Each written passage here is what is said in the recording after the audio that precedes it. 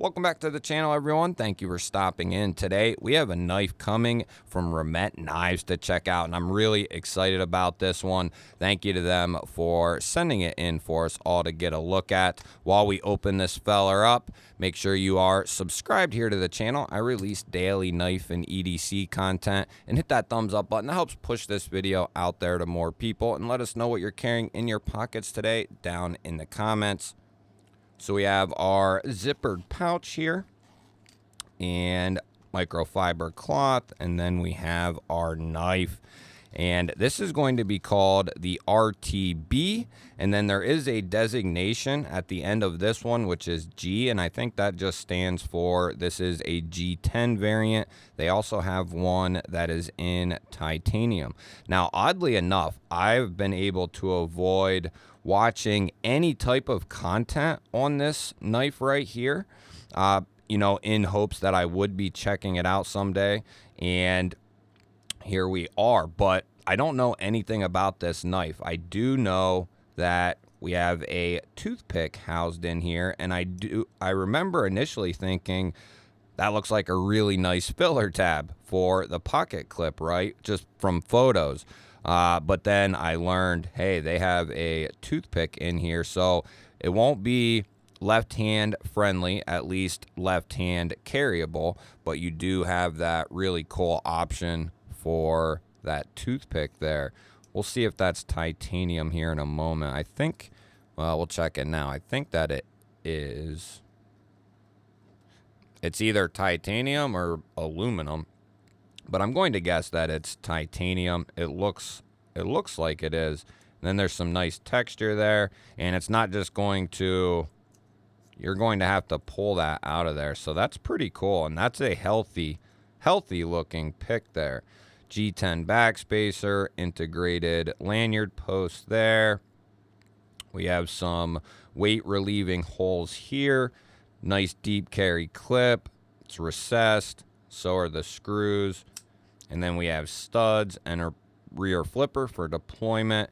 And I love this blade shape right here, right off the rip. I love it. It reminds me of the Oaks Lynx, I think is what it is, where at the very end, it cants down to the tip. Now, it's not, this one isn't quite like the Lynx, but it has this upsweeping belly here, a very subtle belly up to the tip, and the spine at the very end cants down. So you still get a pokey tip there. You still have a decent, it's not a straight edge, but you have a decent edge there to remain in cuts. And then because of that low tip, you have the ability to do some fine work if you need detail-oriented work. And this is going to be more of a mid-sized knife, but you do have this full finger choil here, which is going to allow a little bit larger hands to fit on this knife and get a full grip. So I wear an XL glove, and if I'm in the standard grip here, I'm getting 3 to 3.5, depending on what I want to, if I want to squeeze up on there or not. But 3.5. But because of that choil, I can get an entire grip on this thing and be very comfortable. I'll say if, you know, I was going to be doing anything of substance with a knife, this will be the grip I'm in, unless it's a very simple, just, you know, I'm cutting some tape or something like that. But 9 times out of 10, this is the grip I'll be in, or at least one of these two. This knife feels a little, this feels not a little, this feels quite a bit different than the last knife I got from Remette. And I think that was the WD-107. And that was a good knife, especially for the money. But this one feels a little, this feels different in a good way. It feels very refined.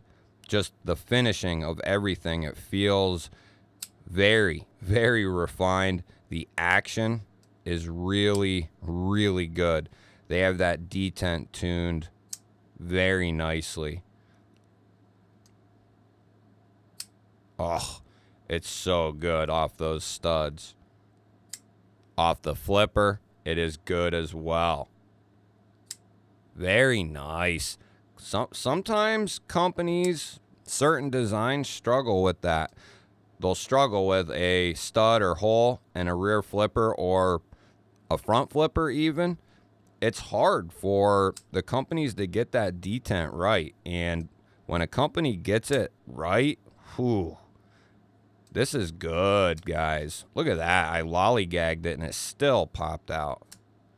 Yeah, that's nice. A nice controlled close. You'll have to let me know if you have experienced some early Remettes to some newer ones. And let me know if you think that the quality and finishing work has gone up, because I feel like from the WD-107 to this, it is a significant change in the right direction. So let's check this thing. We're looking at 2 7/8 of cutting edge, 3 1/4 of total blade, and we'll give it 7 3/16 of an inch overall. So this is not a large knife. Right in that mid-size category, no question. Here we have it up against the Civivi Elementum and the QSP Penguin. And you can see there, it's right in line with both of those. Two of the most popular knives to ever hit the market. That is a Goldilocks size for a folding knife right there. So a lot of people enjoy this exact size right here.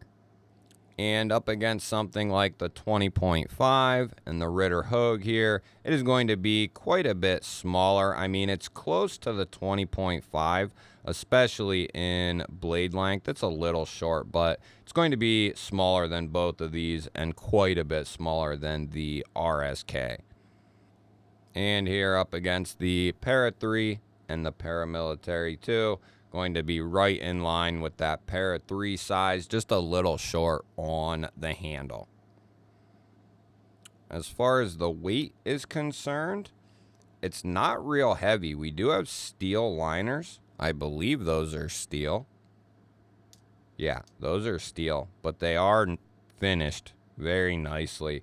I have to say, nice chamfer there on the liner. This feels a lot different than that WD-107 and the Rhino. This feels very good. So Remette is definitely learning in their process here. Some jimping up on the spine. Yeah. As far as weight, let's say 3.6. Ooh, 3.55. Check it again. 3.55, not bad at all. Right on the money for the ratio, boys. As far as what this thing looks like in the pocket, we do have a nice deep clip there, and we'll see probably just a little bit poking out of the pocket, but not much at all. It does look nice and clean. We'll take a closer look there so you can see just a very little bit there poking out of the butt end, but that'll be nice to get this thing and pull it out of the pocket. Great retention, and that clip looks and works pretty good. So let's see what kind of edge we have on this. And you know what? It wasn't on the box, and I don't know. I'm going to guess it's 14C, but I don't know that for sure. And I don't see a steel marking anywhere. I think it's 14C, but I could be mistaken. That's typically what they use on their more affordable line, is 14C, but they could be using something different for these. But I think it'll be safe to say, or a safe bet, that these are in 14C, and this has a fantastic edge on it. Very, very good. So we have one last thing to check on this knife, and it did come to us perfectly centered. There's no detent lash. And like I said, that detent is absolute dreamy money. They did the studs right. They're stepped very fine and nice, but not too aggressive. And that is how you do a stud right there. Great placement. And they grip very well, but they're not too sharp. They're right on the money. And then we do have some jimping there on the flipper tab. And like I said, that works equally as good. Love this blade shape. We'll have to do a separate video with this and the links and do some comparisons, but fairly close, and that's just what it reminded me of when I opened it up there. So looks to be pretty solid lockup there. Let's get the G-Ball Vision flashlight out here. We're looking at 30%. And it looks like that kind of arches up. And we've seen that before from various companies where it kind of tails up in and under. And they prove to be very, very strong. So let's get the spine whacker out and check this feller. So we are just merely checking to make sure this is not going to, the lock is not just going to fail and lackadaisically fail. So we are checking that. There's no movement there, up or down, and there's no movement side to side either, which is perfect. That is exactly what we want. And I started to wonder, companies have to know I'm checking these knives. So I don't know. You'd think they would. Maybe they don't. I think they do. Yeah, very good.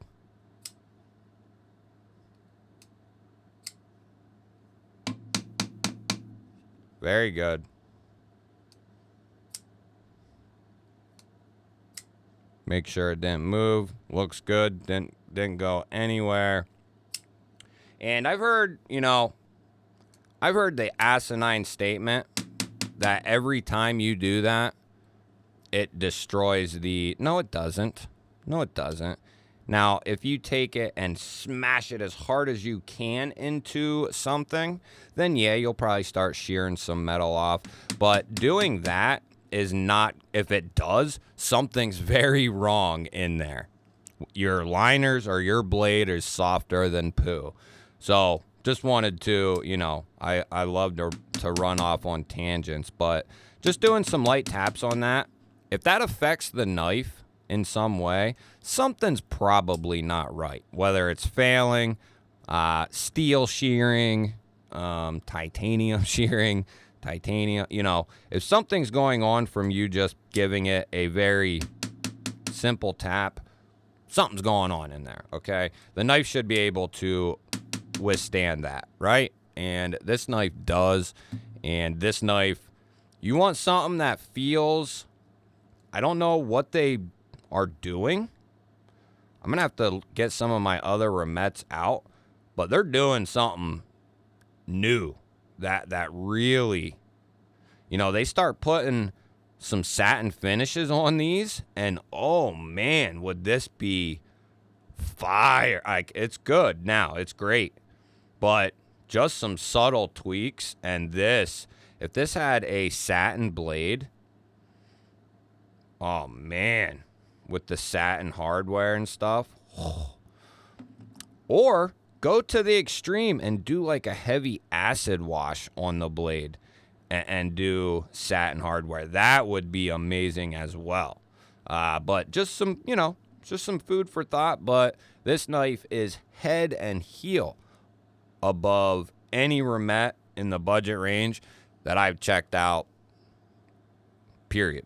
This is the most refined, the best Remette that I have checked out yet in the budget class, in the affordable range.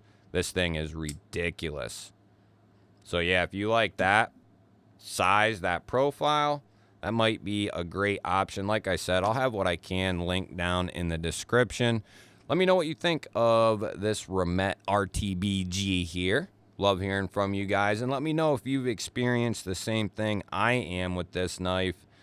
Have you had some of their older models to their newer models, and what do you think? Love hearing from you. Don't forget to hit that thumbs up button. I always appreciate that, everyone. Really helps push these videos out there to more people. If you're new here, I release daily knife and EDC content just like this. Make sure you are subscribed to the channel. Ring the bell. That'll notify you anytime I release new content, even when I go live, which I do every Saturday, every Monday night, 9 p.m. Eastern. I'd love to see you there. Anyone and everyone is welcome. I will put up a couple of new videos. Go check one of them out. Have yourself an awesome day. Thank you all again for watching. I will catch you on the next one.